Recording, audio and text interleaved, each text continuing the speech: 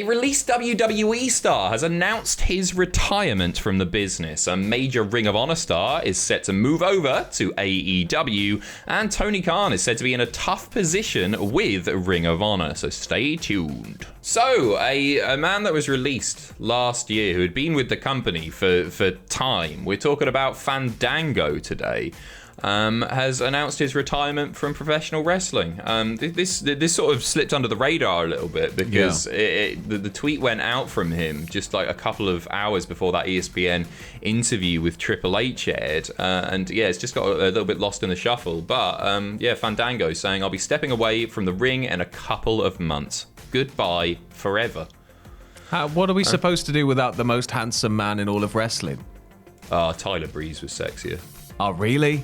I don't know. Oh yeah. Are you joking? I don't know. I don't want to slag off the bloke's looks. He's a really good-looking guy who's not going to be wrestling anymore. He's somebody who was tremendously pushed in WWE. You think back to the debut match of Chris Jericho going over at WrestleMania. Right. The theme song. They did great stuff. Fashion Files was pretty fun. And as I say, great. He'd been there in sort of various guises for a long time. Various different training facilities and everything. And I think it's a little bit sad, but I believe that he does like other bits on the side. And so I think he'll be grand, but it's a shame not to see him wrestling anymore. Yeah, and it is wrestling, so never say never. But ultimately, if somebody wants to choose to walk away from the business, then it's sad, but you've got to let him. Got to let him do it. We can't just be like, "Don't leave," and clinging to his leg. Good. So there you go. Fandango has Sam's permission to leave the business. He does, yes. It's news. needed. It's needed. Absolutely. You got the thumbs up from Sam. Going over, and we'll be quick, don't worry. Cody Rhodes, there's apparently various WWE higher-ups pushing for Cody to make his return, not as Stardust, not as dashing, not as undashing, as the American Nightmare. Makes absolute sense. This is from... Oh, it does. WrestleVote saying two very high-profile people were adamant to the boss that when Cody arrives, he should be exactly what he was in AEW. Presentation, ring gear, theme music, pyro, etc. The visual impact of the American Nightmare crossing the line is significant here. And you know what? They are making a little bit of a statement, signing a former EVP of the company. Why would you change or dilute his character in any way? Just let him do what he was doing, because there's the statement. They're totally right. And that's it. They lost the surprise element to it, so it's the next best thing they can do is just have him, as he was in AEW. Totally. Agreed. Moving on from Cody Rhodes to non-Cody Rhodes news now. Jonathan Gresham, likely to be an AEW talent very, very soon. So he's crossing the line from Tony Khan's company to Tony Khan's other company.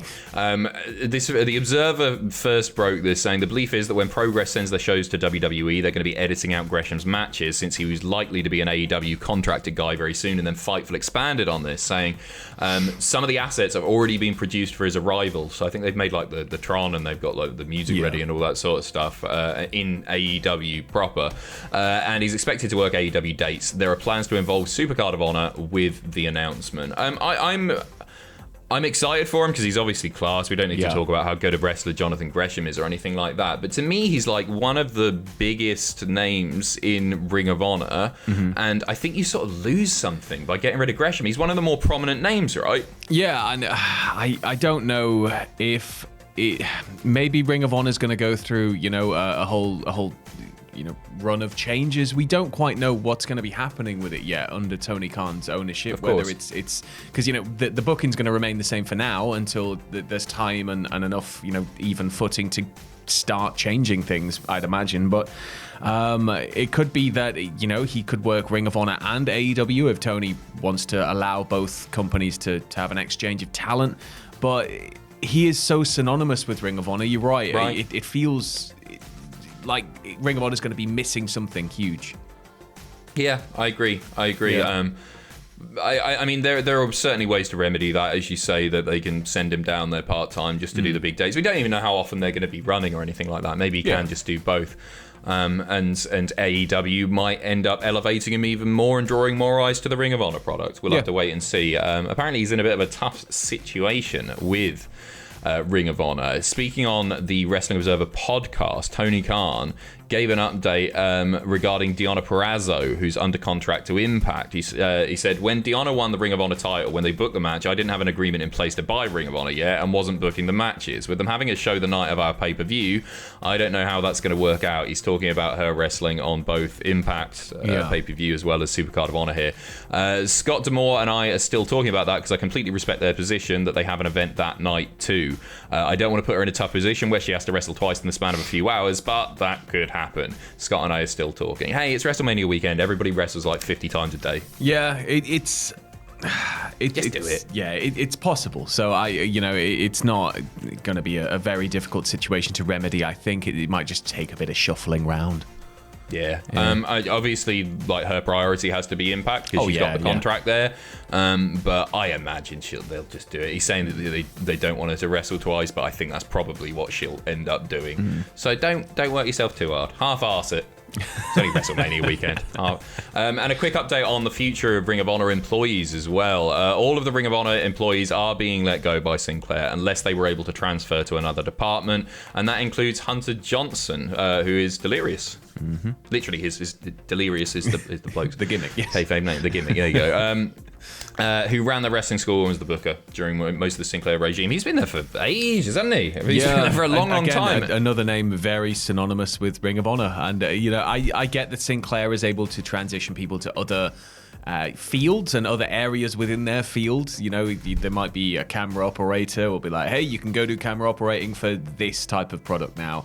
But there are so many people who are specifically wrestling with Ring of Honor that it just feels like they're going to be cut loose, and hopefully there is going to be a place for them in other companies because there's a lot of very talented people there that are, He's good, isn't he? You worked with him when he came over WCPW, and I remember him sitting down with you and totally restructuring the running. What's that called? The format. Yeah, we used to have like formats, and Cornette was like, he was pretty good at helping us get the bare bones of a format, like, because he'd obviously done TV for years.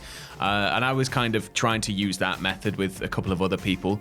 And then when Delirious came over, and he kind of like looked at it all and was like, oh no, see, what you need to do is this and color code that, and it just streamlined our entire thing.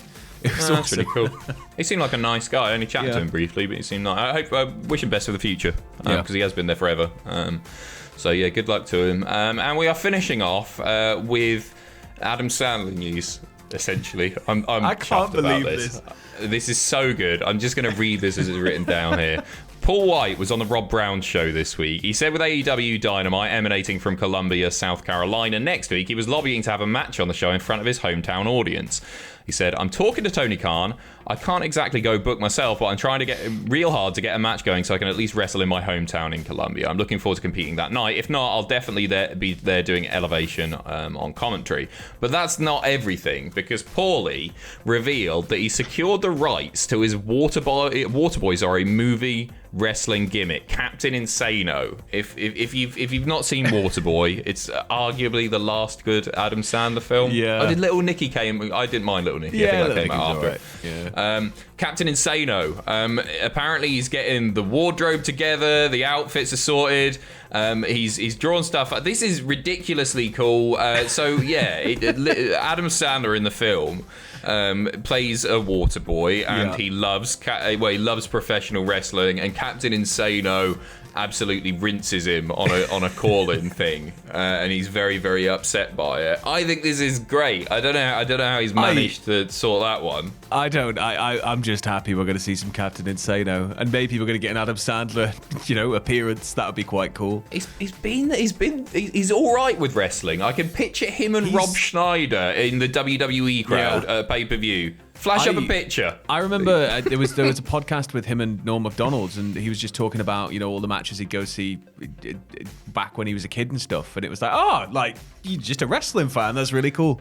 It was a Mania. I'm sure I've seen him at a Mania. Yeah, no, it's really cool. All I want to see now is Captain Insano is All Elite, the graphic. That needs to be. Are they going to pretend he's not Paul White though? Like Mr. should. America, they've got to do it. And then book Paul White versus Captain Insano. Yeah, and then what's he gonna do? You have this whole backstage moment where he's like, oh no, he's got to find somebody else.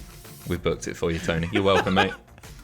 5 is in the post. We know you're busy with Ring of Honor. There you go. Yeah, sorted. Right, thank you very, very much. We're 1 week away from WrestleMania. Loads of great content coming. plugged it to death already, but just keep an eye on the channel. All the best. Tatty, See ya. bye. Bye.